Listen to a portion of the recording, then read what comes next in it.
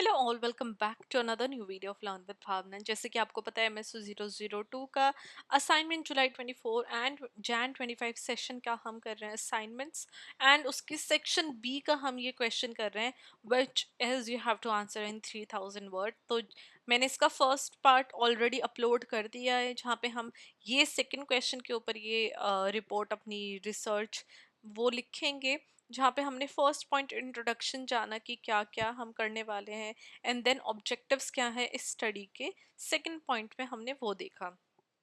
Now today we will do third point जहाँ पे हमें इशू को प्रॉब्लमेटाइज करना है।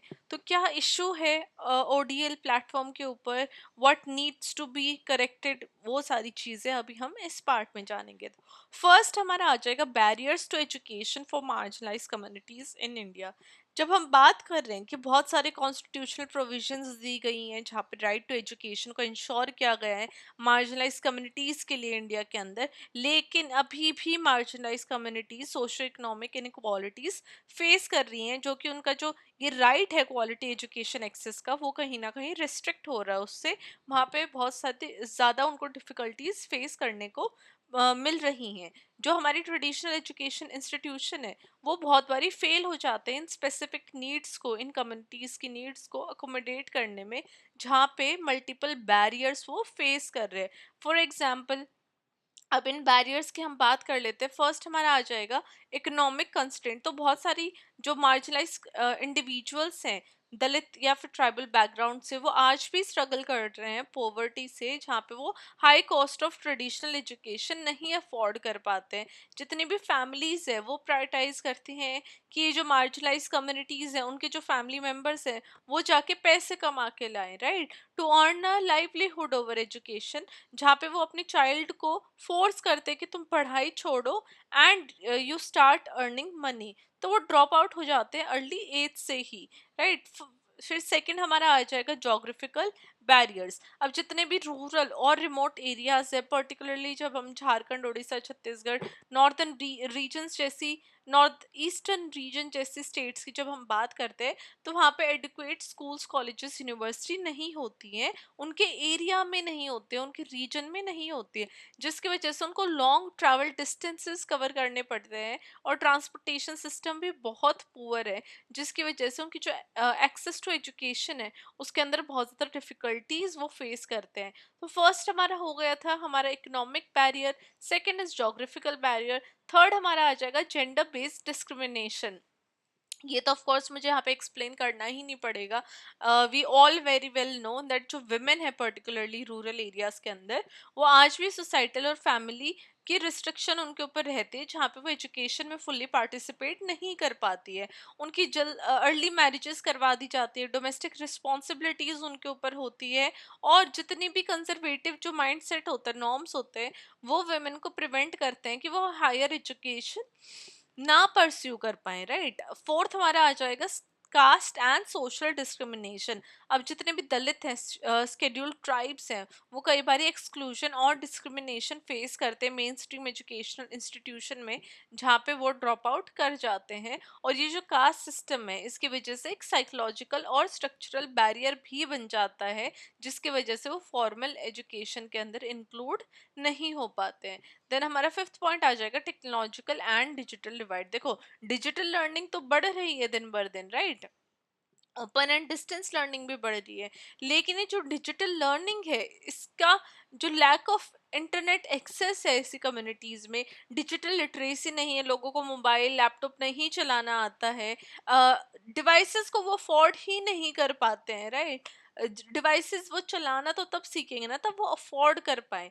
तो वो भी एक बहुत बड़ा चैलेंज है मार्जिनलाइज ग्रुप्स के लिए। कई सारे रूरल एरियाज के अंदर इलेक्ट्रिसिटी नहीं है, डिजिटल इंफ्रास्ट्रक्चर नहीं है, जो कि उनके लिए ऑनलाइन लर्निंग को और भी ज़्यादा डिफिकल्ट बना देता है। तो ये सारे हमारे चैलेंजेस थे जो हमने जाना फॉर्मल एजुकेशन में क्या चैलेंजेस हैं, एंड देन जो टेक्नोलॉजिकल एंड डिजिटल डिवाइड है वो कैसे, जो डिजिटल लर्निंग जो इतनी ज़्यादा बढ़ी हुई है उसके एक्सेस में एक हिंड्रेंस, एक बाधा बनता जा रहा है ना। फोर्थ हमारा पॉइंट यहाँ पे आ जाएगा ODL as a solution to educational exclusion. ODL जब हम बात कर रहे हैं ओपन एंड डिस्टेंस लर्निंग की, तो वो एक ऑल्टरनेटिव अप्रोच बन के आया है एजुकेशन का, जहाँ पे वो फ्लेक्सिबल लर्निंग स्केड्यूल देता है स्टूडेंट को, जो कि मार्जिनलाइज इंडिविजुअल जो काम भी कर रहे हैं, राइट, वो कमा के ला रहे हैं अपनी फैमिली के लिए, स्टिल वो लर्न कर सकते हैं, वो पढ़ाई कर सकते हैं इस फ्लेक्सिबल लर्निंग स्केड्यूल के द्वारा।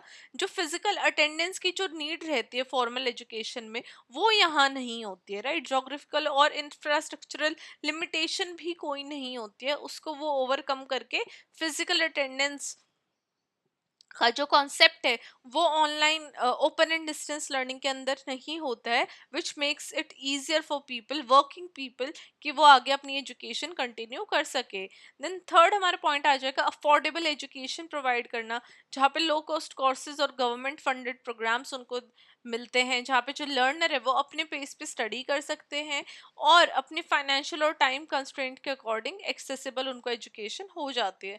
तो ओडीएल के द्वारा एक क्रिटिकल इंटरवेंशन हमें देखने को मिली है, जहाँ पे एजुकेशन को डेमोक्रेटाइज कर दिया है और मार्जिनलाइज कम्युनिटीज की भी हमें एक इन्वॉल्वमेंट देखने को मिली है, जहाँ पे लर्निंग अपॉर्चुनिटीज उनके लिए आई है जो कि पहले उनके लिए अवेलेबल नहीं थी।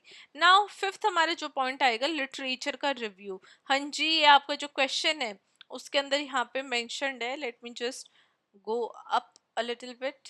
देखो हमने कितना सारा कवर कर लिया, but still there is more to go in this question, काफी बड़ा आंसर है ये हमारा।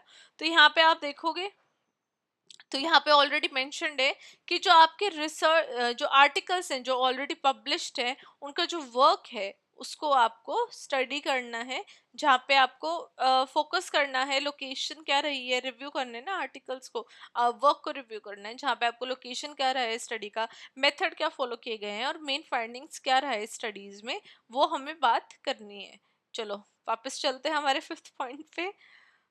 I know a lot of scrolling, yeah. So here we are, review of literature. तो एक कॉम्प्रिहेंसिव रिव्यू हम करेंगे जो एग्जिस्टिंग रिसर्च हुई है, स्टडीज हुई है, जो कि हमें हेल्प करेंगी एक ओडीएल का इम्पैक्ट और इफेक्टिवनेस जानने में, जो कि मार्जिनलाइज कम्युनिटीज को एम्पावर कर रहा है। ODL is one of the key concepts की मेथड जिसके द्वारा मार्जिनलाइज कम्युनिटीज अपनी एजुकेशन कंप्लीट कर पाती हैं and they do empower themselves, right।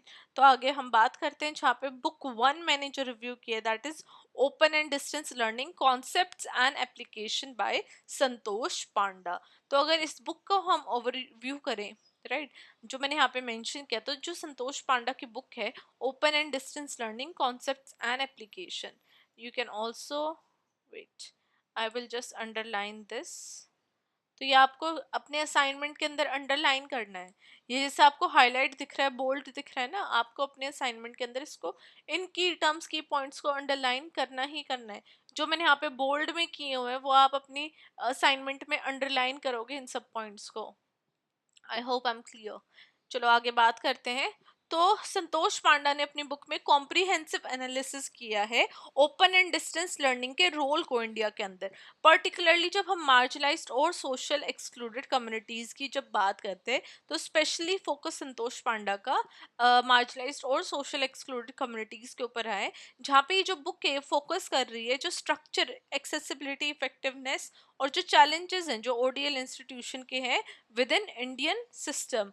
अब यहाँ पे संतोष पांडे इवेलुएट करते कि कैसे ये जो इंस्टीट्यूशन है उन्होंने एजुकेशनल इक्विटी में कंट्रीब्यूट किया और कैसे वो फर्दर इम्प्रूव हो सकते हैं।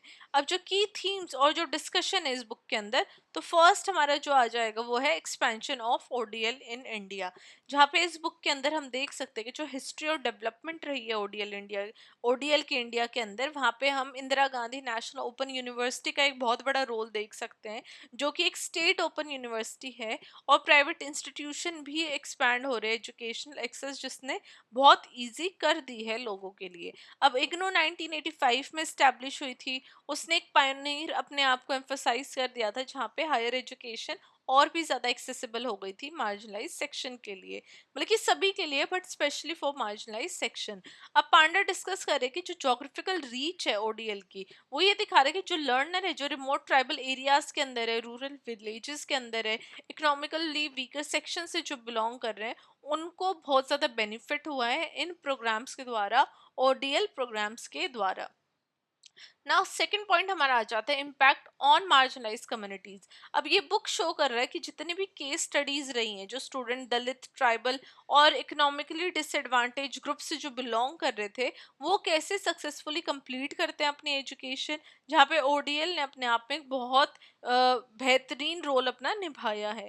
राइट, यहाँ पे हम देख सकते हैं कि जो रूरल वुमेन है, उनको उनको भी बहुत ज़्यादा बेनिफिट हुआ, उनका पार्टिसिपेशन बढ़ गया है, वो अपनी एजुकेशन परस्यू कर सकती हैं घर पे रहते हुए, घर के अपने काम संभालते हुए ना। ये जो बुक है यहाँ पे हम देख सकते हैं कि जो इम्पैक्ट ऑन वर्किंग प्रोफेशनल को भी कैसे गेन मिली, वो अपनी उनको स्किल्स वो गेन कर रहे हैं अपनी, और कैसे जो उनकी क्वालिफिकेशन है उसके अंदर एक बहुत ज़्यादा बढ़ोतरी हो रही है विदाउट लीविंग देयर जॉब्स। वो मतलब कि स्किल वाइज भी इम्प्रूव हो रहे हैं और वो साथ ही साथ में अपनी जॉब्स भी कर रहे हैं ना। थर्ड हमारा पॉइंट आएगा फ्लेक्सिबिलिटी एंड अफोर्डेबिलिटी का। पांडा ने एम्फेसाइज किया कि जो लो कॉस्ट स्ट्रक्चर है ओडीएल प्रोग्राम का, वो एक बहुत बड़ा एडवांटेज है मार्जिनलाइज ग्रुप के लिए, क्योंकि वो of course they are economically weaker section. और ये बुक हाईलाइट करी कैसे स्कॉलरशिप, गवर्नमेंट सब्सिडीज और ट्यूशन फी भी बहुत ज़्यादा रिड्यूस्ड मिलती है ओपन यूनिवर्सिटी में, जिसकी वजह से जितने भी पुअर बैकग्राउंड से जितने भी स्टूडेंट्स हैं, वो हायर एजुकेशन को इजीली एक्सेस कर सकते हैं, परस्यू कर सकते हैं। अनलाइक ट्रेडिशनल यूनिवर्सिटी जहाँ पे हमें डेली जाना होता है, ओडीएल के अंदर आप देख सकते हो कि सेल्फ पेस लर्निंग है, बच्चा अपने पेस के हिसाब से लर्निंग करता है, जिसकी वजह से स्टूडेंट्स के लिए और भी ज़्यादा ईजियर होता है कि वो फाइनेंशियल, सोशल और लॉजिस्टिकल बैरियर्स को हटा के रेगुलर क्लासेस जब अटेंड करने जाते हैं, उनको हटा के ओडीएल ने अपने आप में जो लाइफ है मार्जिनलाइज कम्युनिटीज की, वीकर सेक्शंस की, उनकी बहुत ज़्यादा लाइफ इजी कर दी है इन अटेनिंग हायर स्टडीज, इन अटेनिंग हायर एजुकेशन ना। हमारा चैलेंजेस की अगर हम बात करें ओडीएल की, तो बुक ने ये भी एक्नॉलेज किया कि जितने बेनिफिट्स हैं ओडीएल के, बहुत सारे चैलेंजेस भी है बेनिफिट्स के साथ साथ में। जहाँ पे जो फर्स्ट चैलेंज आता है वो आ जाता है डिजिटल डिवाइड का, क्योंकि बहुत सारे जो रूरल लर्नर्स हैं, जो मार्जिनलाइज कम्युनिटीज हैं, उनके पास कंप्यूटर्स नहीं होते हैं, इंटरनेट की एक्सेस नहीं होती है, डिजिटल लर्निंग टूल्स नहीं होती है, जिसकी वजह से एक डिजिटल डिवाइड हमें देखने को मिलता है। क्वालिटी कंसर्न्स अपने आप में बहुत ज़्यादा रहते हैं, क्योंकि बहुत सारे जो एम्प्लॉयर्स हैं, इंस्टीट्यूशन है, वो ओडीएल डिग्री को रिकॉग्नाइज नहीं करते रेगुलर डिग्रीज के बराबर में, या फिर जो ओडीएल डिग्रीज के जो बच्चे हैं, उनको कम दर्जा मिलता है as compare to regular degree student. तो क्वालिटी कंसर्न यहाँ पे देखने को मिलती है। Lack of student support services, because जितने भी ओडीएल इंस्टीट्यूशन है, उनके पास इफेक्टिव मेंटोरशिप नहीं होती, काउंसलिंग नहीं होती, एकेडमिक सपोर्ट इतना नहीं होता है as compare to traditional university. Drop out rates बहुत ज़्यादा होते हैं, बिकॉज ये सेल्फ डायरेक्टेड नेचर जो है ओडीएल का, खुद से पढ़ना जो होता है, तो जो स्टूडेंट के पास सेल्फ डिसिप्लिन बहुत स्ट्रांग है, एक सपोर्टिव लर्निंग इन्वायरमेंट है, वो ही पढ़ सकता है, अदरवाइज ड्रॉप आउट रेट बहुत ज़्यादा हमें देखने को मिलता है। अब ऑथर ने जो रिकमेंडेशंस दी हैं, वो बोला है कि जो रीजनल स्टडी सेंटर है उनकी स्ट्रेंथनिंग होनी चाहिए, ताकि स्टूडेंट को बेटर सपोर्ट और एकेडमिक गाइडेंस मिल सके। जो डिजिटल इंफ्रास्ट्रक्चर है उसको एक्सपैंड होना चाहिए रूरल और ट्राइबल एरियाज में, ताकि एक इक्वल एक्सेस मिल सके ऑनलाइन लर्निंग रिसोर्सेज की।